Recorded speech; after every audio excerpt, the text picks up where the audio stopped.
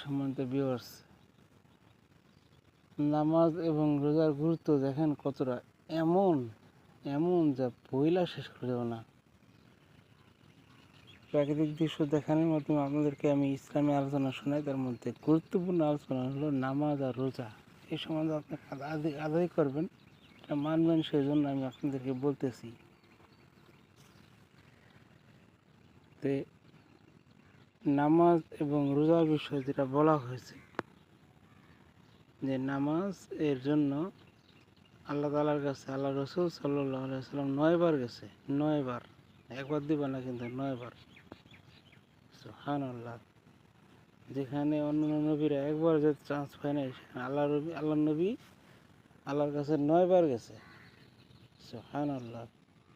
তো 5 ওয়াক্ত কমাইতে 5 বারে আনছে। রমজান রোজা 12 মাসের জায়গায় কমাইতে এক মাসে আনছে। তো এভাবে 5 ওয়াক্ত নামাজ তারপর নিয়ে আসছে আল্লাহ তাআলা এর কাছ থেকে। মুসা আলাইহিস সালাম বলল আল্লাহ নবী সাল্লাল্লাহু আলাইহি সাল্লামকে, যে হে নবী, হে আল্লাহ রসুল সাল্লাল্লাহু আলাইহি সাল্লাম, আপনি এখন যে গেলেন কত একটা কমা নিয়েছেন।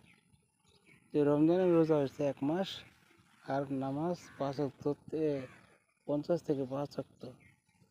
যে আপনি আবার যান আল্লাহর কাছে, আবার যান, যাইয়া আপনার উম্মতের জন্য সেখান থেকেও কমা নিয়ে আসেন। আপনার উম্মত 5 ওয়াক্ত নামাজ আদায় করতে পারবো না, কারণ বনী ইসরায়েলের সময় আমার উম্মত যারা ছিল বনী ইসরায়েল, তারা 5 ওয়াক্ত দূরে হতো, তাদের বেলা 2 ওয়াক্ত নামাজ ছিল বা 3 ওয়াক্ত নামাজ ছিল, তারা ঠিক মতো সেরে আদায় করতে পারেনি। আপনার উম্মত কেমনে আদায় করবো? আপনার উম্মত তো কমজোরি, আপনার উম্মত তো আমার উম্মতের চেয়ে কমজোরি।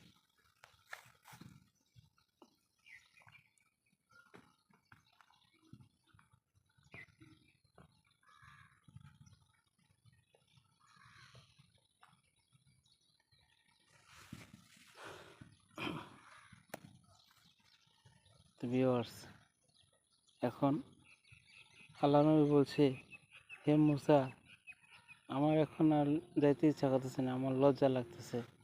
আমি এতবার আল্লাহ পাকের সামনে যাই, আমার কাছে লজ্জা লাগতেছে, আমি আর যেতে পারবো না। তো মুসা নবী দরখাস্ত, শেষবার দরখাস্ত আল্লাহ নবী নাকচ করে দিল। মুসা আলাইহিস সালাম বলছে, যান এই 5 ওয়াক্ত থেকে কমা নিয়ে আসেন।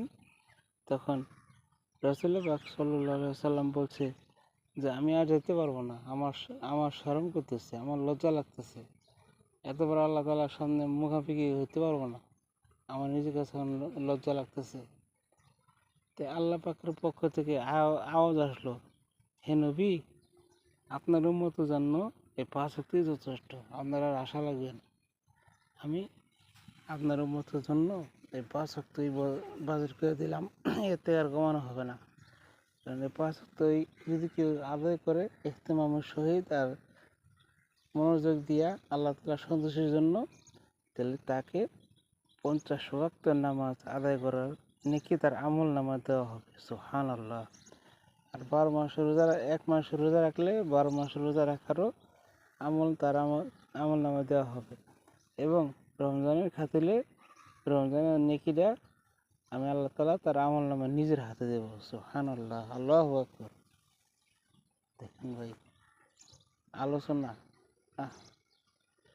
যখন অন্তর থেকে আসে, কীভাবে যে আসে বলা এতই কঠিন, যে করে সে বোঝে। আমার মনে হয় যদি আমি আপনাদের সবার সামনে বলতে পারতাম চিৎকার কইরা, যে দেখো ভাই, তোমরা 5 ওয়াক্ত নামাজ পড়ো, রমজানের রোজা রাখো,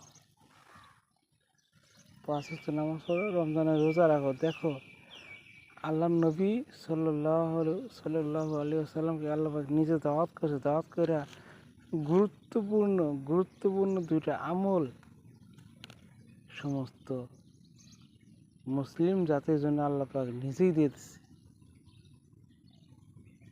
সুবহানাল্লাহ। ইসলামের 5টা রুকনের 2টা আল্লাহ তাআলার বাড়িতে আল্লাহ রসুল সাল্লাল্লাহু আলাইহি সাল্লামকে সুন্দরভাবে বোঝাই দিচ্ছে, এমনি এমনি আদায় করতে বলবেন। আর বাকি 3টা দুনিয়াতে ওহির মাধ্যমে আল্লাহ তাআলা কোরআন নাজিলের মাধ্যমে জানাই দিচ্ছে। দেখেন সবচেয়ে গুরুত্ব হলো নামাজ, নামাজ, তারপর রমজানের রোজা রাখা। আল্লাহু আকবার। ভাই ফেসবুকের মাধ্যমে আপনাদেরকে আমি মিনত করি, আবেদন করি, যাই করি, দয়া করে আপনারা সবাই 5 ওয়াক্ত নামাজটা অবশ্যই পড়বেন। আর রমজানের রোজা রাখবেন। যারা সামর্থ্যকারী তারা হজ করবেন, যাকাত দিবেন। আর ঈমান তো অবশ্যই আনবেন। ঈমান ছাড়া তো নামাজ হবে না, রোজাও হবে না। আগে ঈমান আনা, দ্বিতীয়ত নামাজ আদায় করা, তৃতীয়ত হজ করা। হ্যাঁ, ইসলামের মূল স্তম্ভ হলো 5টা। 1 নম্বরে ঈমান আনা, 2 নম্বরে নামাজ পড়া, নামাজ আদায় করা, 3 নম্বরে রোজা রাখা, 4 নম্বরে হজ করা ও 5 নম্বরে জাকাত দেওয়া। ইসলামের স্তম্ভ ওই 5টা। 5টা স্তম্ভ নিয়ে ইসলামটা দাঁড়িয়ে আছে। ইসলাম হলো ছায়াস্বরূপ, আর তার খুঁটি হলো 5টা। বুঝতে পারছেন? কেউ যদি কাউকে প্রশ্ন করে যে ইসলামের খুঁটি কটা, যে আপনারা উত্তর দিবেন 5টা। যে 1 নম্বরে সর্বপ্রথম আল্লাহ ও আল্লাহ রসুল সাল্লাল্লাহু আলাইহি সাল্লাম এবং ফেরেশতাগণের উপর ঈমান আনা।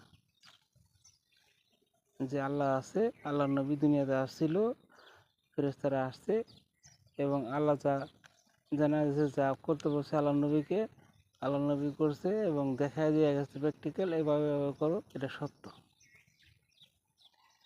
2 নম্বর হলো নামাজ আদায় করতে হবে। 3 নম্বরে রমজানের রোজা রাখতে হবে, সব আল্লাহ সন্তুষ্টির জন্য। 4, যাদের উপর হজ ফরজ হয়েছে, হজ করতে হবে। এবং 5, যাদের উপর জাকাত দেওয়া ওয়াজিব হয়েছে, তারা রমজান মাসে জাকাত দেওয়া লাগবে। এই হলো ইসলামের 5টা স্তম্ভ, 5টা খুঁটি। তাই আজ এ পর্যন্তই। ইনশাআল্লাহ আশা করি আপনারা সবাই 5 ওয়াক্ত নামাজ পড়েন, 5 ওয়াক্ত নামাজ পড়েন এবং রমজানের রোজা রাখবেন। আর যারা ভিডিওটি আমার দেখছেন তারা লাইক, কমেন্ট, শেয়ার করবেন এবং ফলো দিবেন। আর আমার ইউটিউব চ্যানেলে দয়া করে সাবস্ক্রাইব করবেন। ধন্যবাদ সবাইকে। আসসালামু আলাইকুম।